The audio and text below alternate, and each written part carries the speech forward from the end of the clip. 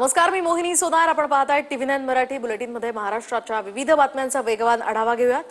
36 जिल्हे 72 बातम्यांमधून. बबनराव लोणीकरांच्या शेतकऱ्यांवरील वक्तव्यावरून परभणीमध्ये क्रांतिकारी शेतकरी संघटनेची घोषणाबाजी. लोणीकरांच्या प्रतिमेला जोडे मारत घोषणाबाजी. पुण्यातील भाजपचे शहराध्यक्ष धीरज घाटे यांच्या विरोधात महावितरण कार्यालयाबाहेर काँग्रेसचं आंदोलन. अनधिकृत वीज वापरल्याचा आरोप. पोलिसांचा मोठा बंदोबस्तही तैनात. बुलढाण्याच्या मोताळा तालुक्यातल्या माळेगाव वन विभागानं बेकायदेशीर ठरवत हटवले अनेक घरं, तर 200 ते 250 कुटुंब यामुळे बेघर. आदिवासींचा जिल्हाधिकारी कार्यालयावर मोर्चा. निवारा देण्याची सुद्धा मागणी.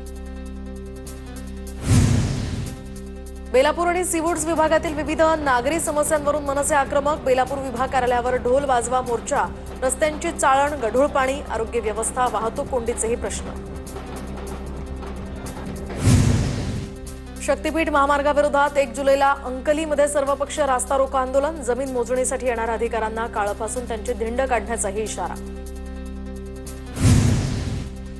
मुंबईमध्ये ग्रामसडक योजनेतील कंत्राटी कर्मचाऱ्यांचं आमरण उपोषण आंदोलन. दरम्यान वेतनवाढ करून नियमित कर्मचाऱ्यांप्रमाणे सुविधा देण्याची कंत्राटी कर्मचाऱ्यांची मागणी.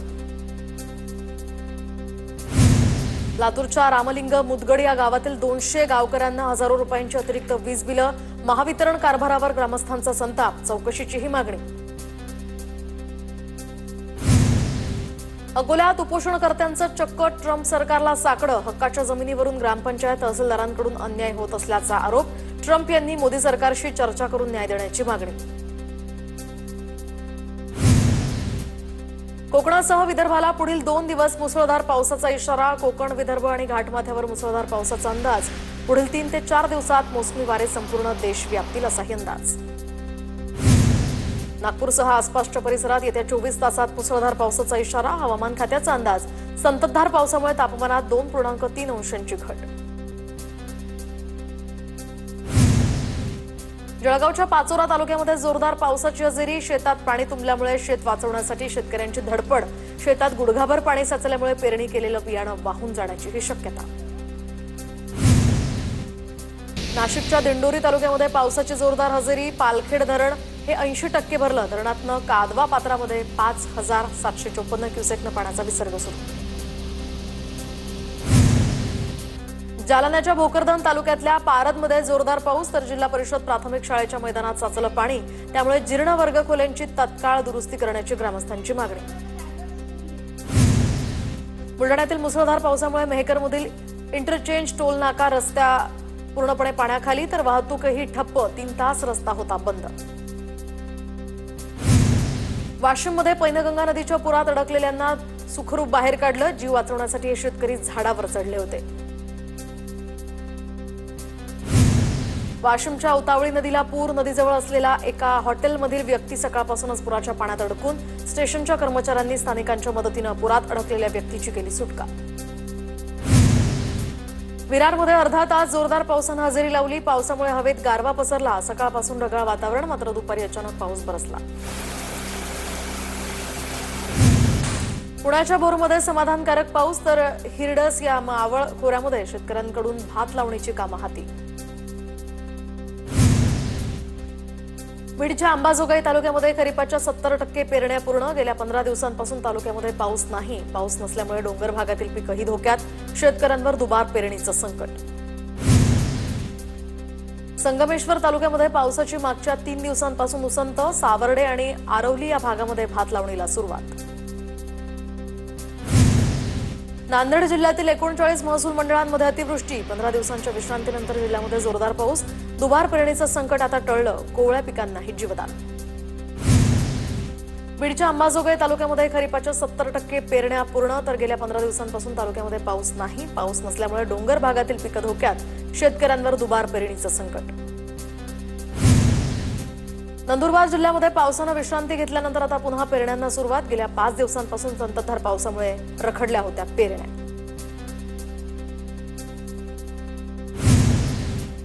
गोंदियामध्ये पावसानं ओढ दिल्यानं पेरण्या रखडल्या. सिंचनाची सोय असलेल्या शेतकऱ्यांकडून आता धान पिकाची पेरणी. सिंचनाची सोय नसलेल्या शेतकऱ्यांना मात्र पावसाची प्रतीक्षा कायम.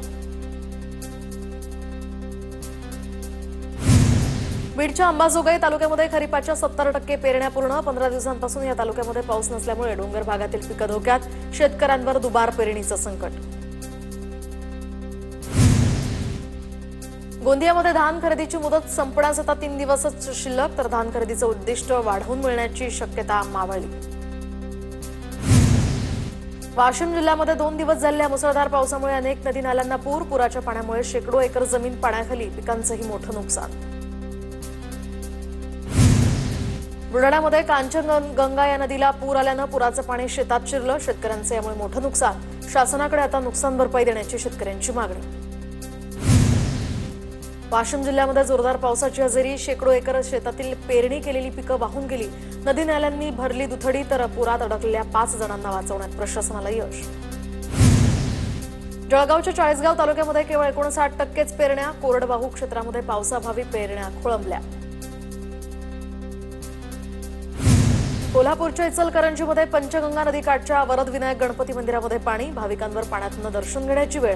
पंचगंगा नदीची पाणी पातळी 60 फुटांवर। वाशिम जिल्ह्यामध्ये पिंपरी सरहद आणि कुकसा परिसरात दुथडी भरून वाहते उतावळी नदी, नदीकाठच्या हॉटेलमध्ये पुराचं पाणी शिरल्यामुळे मोठं नुकसान। वाशिमच्या मालेगाव तालुक्यातल्या मैराळडोह या ग्रामपंचायतीची इमारत कोसळली, जीवितहानी सुदैवानं नाही, मात्र स्थानिकांनी सावधगिरी बाळगल्यामुळे मोठा अनर्थ टळला। अकोला जिल्ह्यातील बाळापूर शहरामध्ये पाणीच पाणी, मन, महेश आणि विद्रुपा नदीचं पाणी शहरात शिरल्यामुळे नागरिकांचे हाल। मनारखेड बॅरेजमधील 4 दरवाजातनं पाण्याचा विसर्ग सुरू। नाशिकच्या सप्तशृंगी गडाकडे जाणाऱ्या घाट रस्त्याच्या पायथ्याशी असलेल्या बोरी धबधबा प्रवाहित, तर पावसामुळे सप्तशृंगी घाट आणि डोंगर परिसरामध्ये सर्वत्र हिरवळ पसरली। छोटे मोठे धबधबे सुद्धा प्रवाहित झाल्यामुळे निसर्गाचं सौंदर्य अधिकच खुललं। करा नदीवरील नाझरे धरण हे 100% भरलं, धरपावरून पाणी वाहण्यासही सुरुवात। ग्रामस्थांच्या वतीनं करा नदीचं जलपूजन, नदीला साडी चोळी श्रीफळ अर्पण। वाशिम शहराला पाणी पुरवठा करणाऱ्या एकबुर्जी प्रकल्पाच्या पाणी पातळीत वाढ, तर धरण प्रकल्पामध्ये 25% पाणीसाठा, वाशिमकरांना यामुळे दिलासा। विदर्भाचं काश्मीर असलेल्या चिखलदऱ्यामध्ये 3 तासात 60 मिलीमीटर पावसाची नोंद, संततधार पाऊस आणि धुक्यामुळे चिखलदऱ्याचं सौंदर्य बहरलं, चिखलदऱ्यातील पर्यटकांचीही संख्या वाढणार।